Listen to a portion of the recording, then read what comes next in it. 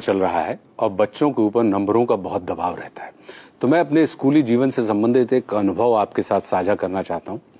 मैं सिर्फ उतना ही पढ़ता था जितना कि परीक्षा में पास होने के लिए आवश्यक होता था, क्योंकि मेरी सहज रुचि सामान्य शिक्षा में नहीं थी। मुझे कला, खेलकूद, इसमें एक व्यक्तिगत रुचि हुआ करती थी।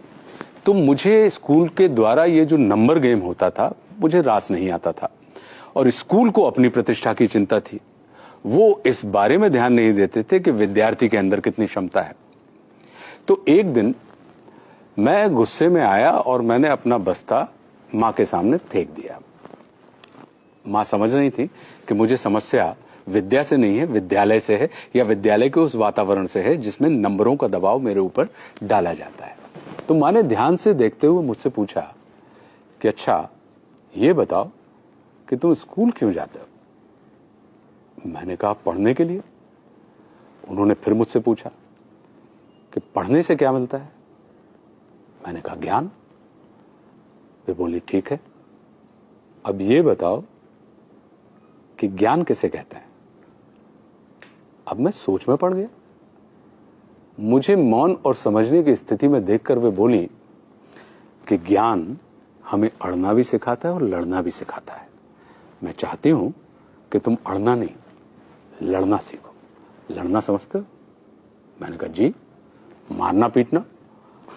उन्होंने मुझे ऐसे देखा जैसे वे मेरी आंखों के रास्ते मेरे हृदय में बैठकर मुझसे बात कर रही हो।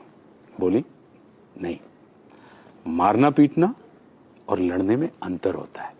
मारपीट में या तो तुम किसी को हराते हो या कोई तुमको हराता है, लेकिन लड़ने में किसी को हराने का नहीं, उसे जीतने का भाव होता है।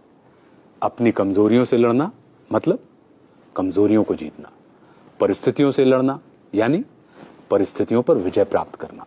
शंका से लड़ना यानी शंका को जीतकर उससे मुक्त हो जाना। संकल्प से लड़ना मतलब संकल्प को जीतकर उसे सिद्ध कर अपना सहयोगी बनाना। जीतने की इच्छा सकारात्मक भाव है और मारपीट के हराने की इच्छा नकारात्मक ऊर्जा। मारपीट के सिर्फ अवरोधों का दमन किया जा सकता है, किंतु लड़ने से उनका शमन किया जाता है।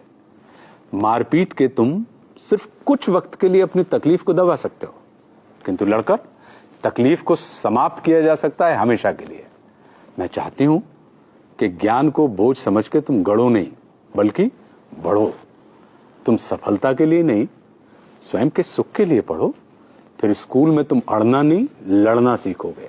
हम तुम्हें स्कूल परीक्षा में आए प्रश्नों का उत्तर सीखने के लिए नहीं भेजते, बल्कि जीवन की परिस्थितियों का हल ढूंढने के लिए भेजते हैं। पढ़ाई बोझ बढ़ाने के लिए नहीं, बोझ हल्का करने के लिए होती है। आज उम्र के इस मोड़ पर खड़ा होकर सोचता हूं तो लगता है कि मां कितना सही थी।